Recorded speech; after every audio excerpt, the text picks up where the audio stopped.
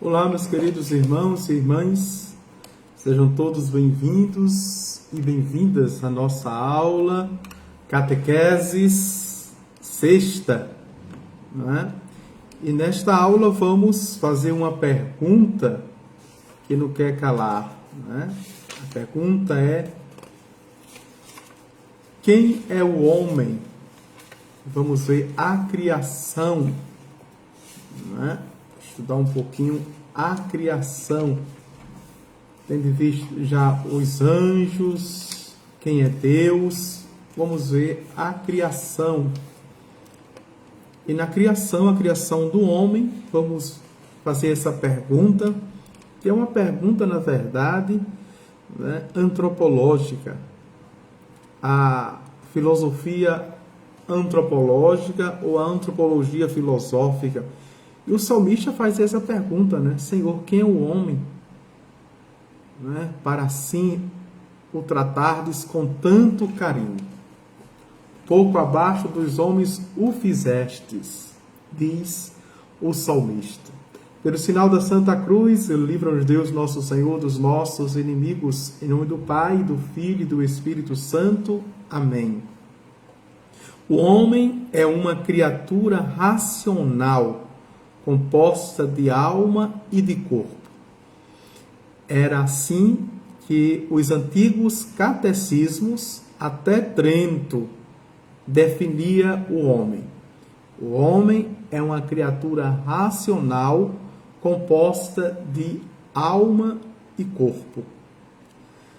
Temos estudado quem são os anjos e quem é o demônio. Agora, tratemos de nós mesmos, isto é, do homem, da criatura humana. O homem, diz o catecismo, é uma criatura. Não é? Todas as coisas existem, são criaturas. A pedra, a flor, o anjo, são criaturas de Deus. E nós também. Não é? Existem as criaturas racionais, que somos nós, e as criaturas irracionais. O homem, porém, é uma criatura racional, isto é, que entende, que é consciente, que é sabedor de si mesmo, sabedor de Deus, sabedor das outras criaturas existentes.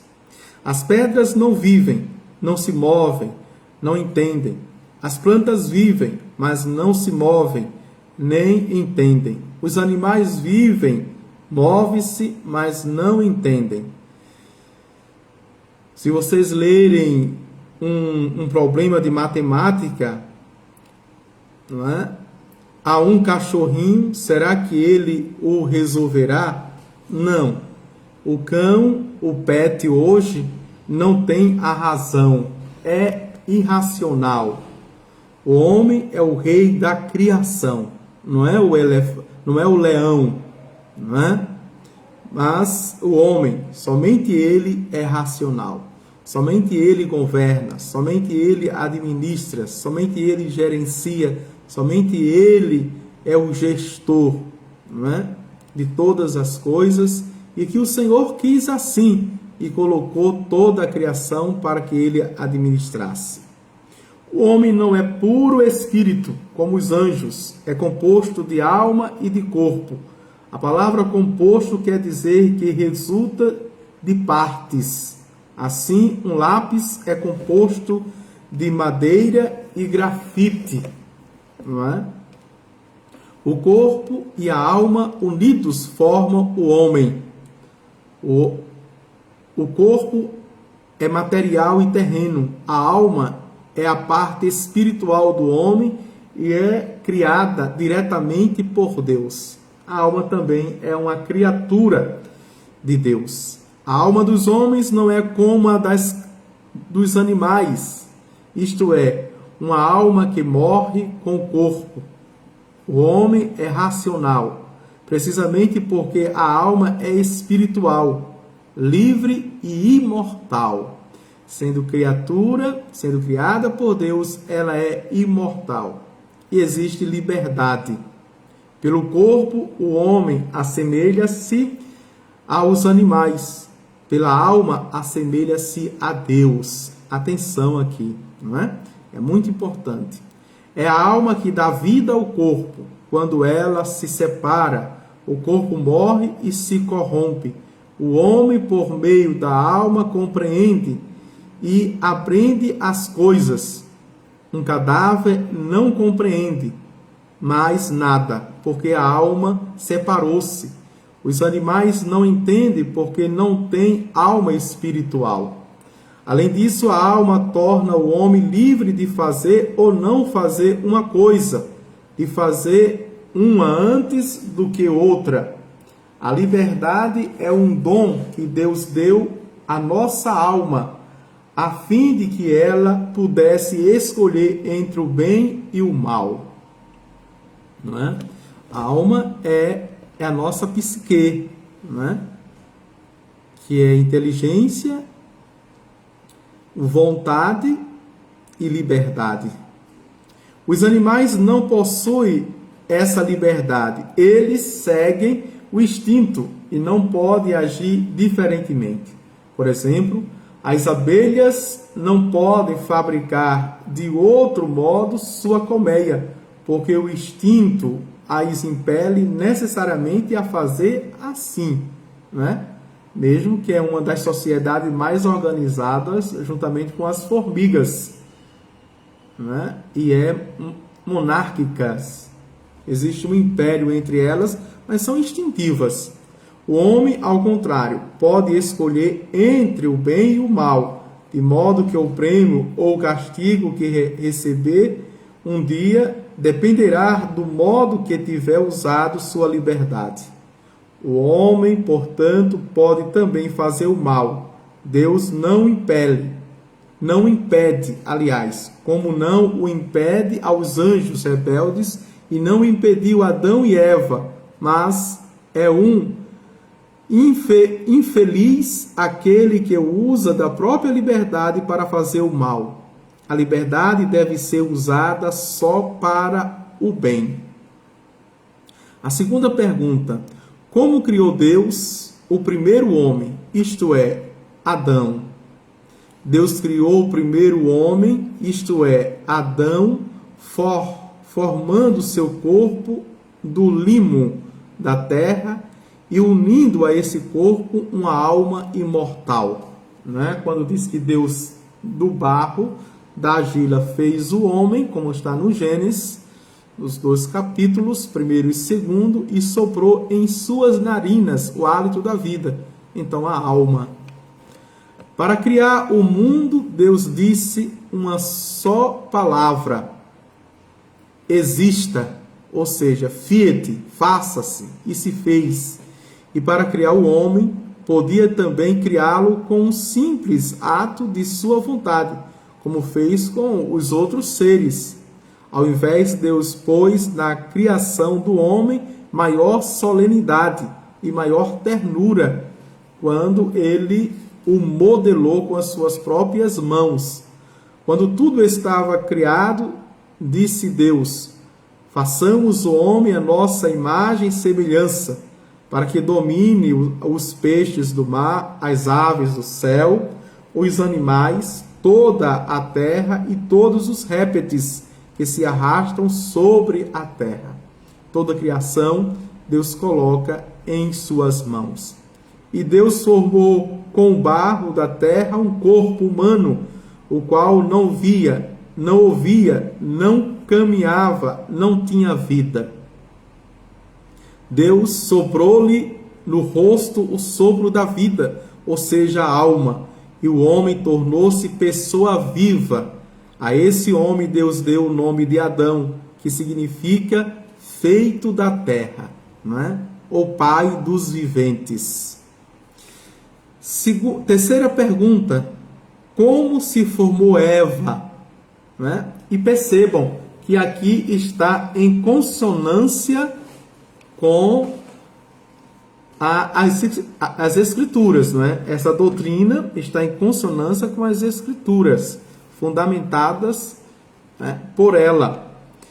Enviou Deus um profundo sono a Adão e nesse tempo tomou dele uma costela, com a qual formou o corpo de Eva e lhe deu uma alma semelhante à de Adão. Disse Deus: não é bom que o homem esteja só. Façamos-lhe em auxílio um que lhe seja semelhante. E enviou a Adão um profundo e misterioso sono. Enquanto ele dormia, Deus tirou-lhe uma costela e formou a mulher. E depois conduziu-a a Adão para que fosse sua esposa. Adão, repleto de alegria ao vê-la, exclamou: eis o osso dos meus ossos, a carne de minha carne. E chamou-a Eva, que significa mãe de todos os viventes. Deus, com um ato de sua onipotência, criou a mulher. Que terá feito e dito Eva no momento em que foi criada? Eu penso que o seu primeiro ato tenha sido de adoração e a sua primeira palavra de agradecimento. De Adão e Eva descende toda a família humana, né? Isso nós acompanhamos em toda a história sagrada, a história das sociedades, né? Da civilização. Em que estado Deus colocou Adão e Eva? Deus colocou Adão e Eva no estado de graça e felicidade. Nesse feliz estado, Adão e Eva possuíam dotes magníficos do corpo e da alma. Quanto ao corpo, o homem trabalhava sem dificuldade nem sofrimento. Não era sujeito a doenças, nem deveria morrer.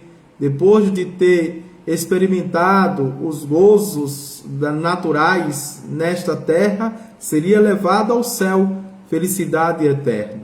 Quanto à alma, Deus o ornava de todos os dons naturais e sobrenaturais. Nossos pais possuíam uma inteligência perfeita, uma vontade norteada para o bem, um coração reto e amante e, sobretudo, possuíam a graça santificante que os tornava verdadeiros filhos de Deus. Isso é extraordinário, né? Vamos ver aqui a criação do homem, como está no Gênesis. Quando Deus quis criar o homem, disse: façamos o homem à nossa imagem e semelhança.